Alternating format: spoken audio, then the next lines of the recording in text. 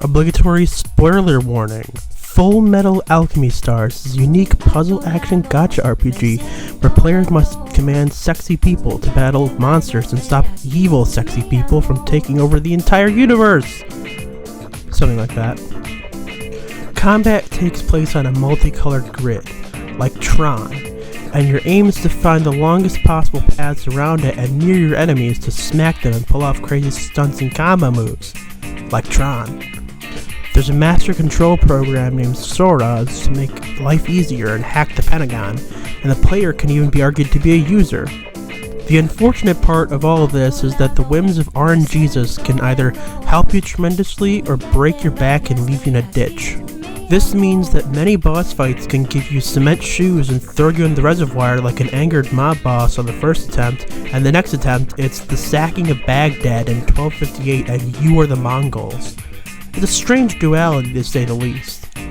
As you progress the story, new game systems will open up, including 2 separate base building mechanics, one of which is a practical place where you can get basic functionality, where side stories happen. Wait, side stories, you may be asking? Yes. One of the most unique things about this gacha game versus others, besides the combat, is that you, the player, actually have communications with many characters you pull in the gacha in little text messages. These can turn into 10 or more minute cutscenes that can bring you closer to a character both mechanically, because there is a friendship level mechanic, and also might endear you to that character a little more. I thought one of my characters was just some cultish nun, but turns out she saves children from human trafficking in her free time. Stories like this are present, but usually the side stories are funny and generally involve doing something at the player's expense, such as moving furniture unassisted or eating something gross. I'll get to the character designs in a minute, but I want to say a criticism. The criticism is that there is only one option for protagonists, and that's male. You just get to name them whatever you want. You don't even get to roleplay your desired sex for the character, because there are moments here and there where you actually see the player. Role-playing gender identity, though, is still entirely possible, as the player's actions and reactions are incredibly neutral. Speaking of character designs, the artwork is fantastic and incredibly diverse in body type and even skin tone. There's characters that are cute, characters that are sexy, some that are funny, and some that are just plain cool.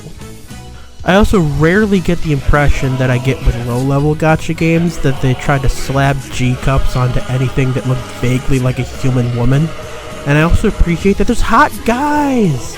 I always love a good gacha game that includes hot dudes. Speaking of character interactions, let's talk about where these conversations take place. The Colossus! Soras is the name of the mechanized air battleship with no weapons that the player and their Aurorians call home. It's a big house with lots and lots of rooms, several of which have tangible benefits, including the big table with lots and lots of extra prisms, aka energy. There's also not only a lounge, but a rec room, a bar, and a cafe, at least one of which you can play football in. And here I was thinking this was a military operation. But now we get to the main topic of this gacha game because it's one of the more fun things to do in the game. The story. Buckle up, chucklefuck. This one's a doozy. In the mystical land of South Dakota, 3 races exist, and they live together in harmony. Then, everything changes when the Eclipsites attack. Only the Calistites, psychic masters of light trails and giant mecha air battleships, could stop them. But they were the first to be attacked and thus were genocided with more efficiency and skill than the Turkish government. For a game with such light-hearted side content, it sure has some dark and eerie elements to it. There's another type of humans that are called Aurorians. They can use the light trails that the Calistites see, but they can't see them themselves. As such, Aurorians will make up your party. Aurorians live in underground military communes or in highly stratified cities in the clouds. Apparently that one's their last city. Good thing they have Lord Shaxx to disobey orders and save the day when the need arises. Among the Aurorians that find you on a routine patrol gone wrong is Vice, aka Best Girl. She has a dolphin-like tail that's super cute that I did not notice until later that I do not want explained to me. She does most of the combat tutorials and accompanies the player in the story missions, so you'll get used to seeing her around, especially since the combat tutorials go well into Chapter 6. Light trails are referenced numerous times early in the story, and really are just a lore explanation for gameplay and combat. With how certain Aurorians act towards the player though, it's almost implied as if no Calistrite or Aurorian ever thought to team up with each other on a massive scale. I mean, between giant robot battleships and the devastating abilities of the player and their teamwork with the formidable Aurorians being any indication, the Eclipsites could have been eradicated centuries ago. Or could they? The Eclipsites are being led by the ever-sadistic Amy Schumer and a lady that strangely refers to herself as Foreskin. They're after the pieces of Exodia to make Voltron invincible or something like that. And that's not even halfway. The story has some weird scenes where you might not understand all the context for something, like, for example, someone being court-martialed. Even if you knew it was coming, the strange nature of the cutscene might throw you off.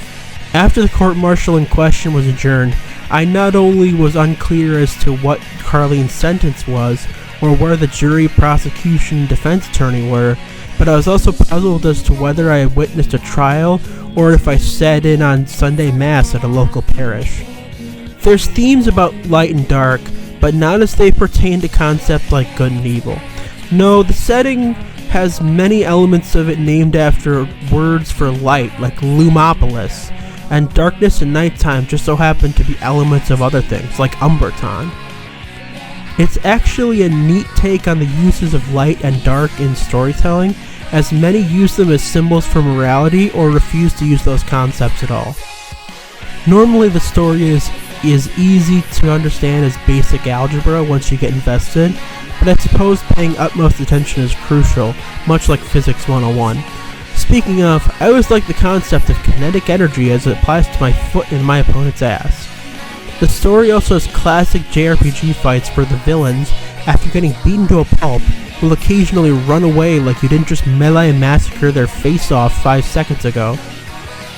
I get that villains should be reusable to some extent to keep the story going a la Marvel and DC, but then maybe don't have me annihilate them completely. This is more of a JRPG complaint as a whole and not specific to this game, but the issue stands. Let's talk about money. Real money. Specifically the question of whether or not it's worth it to spend money on this game. Players buy a currency that buys another currency that buys another currency, which fuels the gacha that gets Aurorians, similar to the business model of Genshin Impact, except this game is less of a fire pit that only accepts cash money. The currency you purchase with real money is worth almost 1-to-1 a single unit for a single USD cent, give or take a few units at higher levels. Which this then is 1-to-1 Lumamber upon redemption, which is then 300 Lumamber to 1 Star Flare, which gets you 1 summon, or 10 Star Flares or 3000 Lumamber to get a 10x summon, which is the only option besides 1x. Any missing Star Flares are compensated for by Lumamber, whether you like it or not. This makes it a better value to me than a good chunk of other games that make me feel like the Venezuelan banking system, though it took me a long time to buy anything as I didn't feel like it was necessary. Like, they have character skins and stuff, but I for one rarely bother with that sort of thing. The game tends to be pretty generous compared to other games, and you will find yourself getting Lumamber by logging in regularly, talking to characters in the Colossus, doing missions, completing dispatch job, and remembering to wish your mother a happy birthday. Seriously, just by playing the game, you get what you need for the most part. The only thing that Alchemy Stars fails to supply lots of with little effort is recharger packs and prisms, which in turn makes grinding for materials a bit of a hassle, like higher education.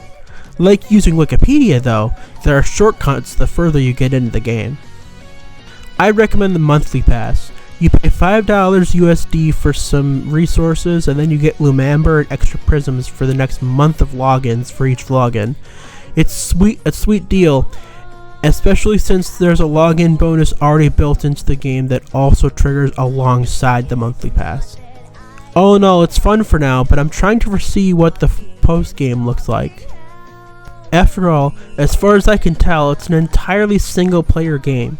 That's right, there's no player versus player to test your team comps against, no co-op raids, and that took me a long time to find the friends list, despite it being obviously placed in retrospect, though with the shifts in the UI I can't find it again. This means that they constantly and consistently add content to retain customers, that or they expect a player retention rate that other games would scream in horror at. Before getting in and using real money, keep in mind whether purely single player content is what you want.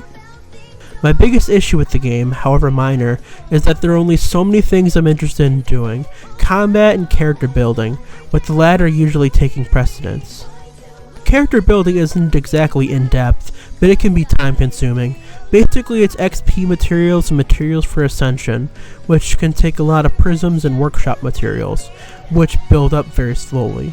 Usually this means I use all my prisms and workshop points getting materials with auto battle and several taps of the workshop within 20 to 30 minutes, and then I have to wait until the next day, because recharger packs are proportionally as weak as they are scarce. Fuck. Plus, the text messaging thing from earlier is irritating as well, as it will randomly occur every single day, and keeping up with it is annoying. Eventually, I just flat out ignored it completely, as it gives no intrinsic gameplay benefits other than the stupid affinity system, which is both inconsequential and vaguely bothersome in how easy it is to trivialize and the meager benefits it grants. That being said, I'm actually glad the friendship mechanic isn't very important, because I don't play puzzle action RPGs for the riveting dating sim mechanics. All in all though, if you're tired of gacha games pushing PvP on you, and you don't want to shill out space for a MiHoYo game, this might be a good alternative, as it's roughly half the size of Honkai Impact 3rd, which last I checked was a 20 gig game more or less. The gameplay and combat is a unique challenge that feels deeply rewarding in the way dopamine fills the brain of a lab rat when he gets a pellet of food, or the casual puzzle gamer when they hit a sweet combo. The characters are generally very likable and the story is great when you can get invested in it. It's very anime inspired, which makes me constantly tempted to pester Tour Dog Studios to commission an anime based on the main story, because it fits in with cool sci-fi fantasy shonen with the vague nondescript setting details and a huge cast of characters. But enough of me gushing, try it for yourself. The one thing I will say in half criticism though is that if you're an audiophile, this game doesn't have much going for it. There's not a lot of music, sound effects are average, and voiceover is Japanese with no subtitles, so when I play it, I play with the sound off and I never feel like I'm missing much. I mean, I play most gacha games with the sound off, so whatever. Again though, try the game for yourself, it's fun and very balanced.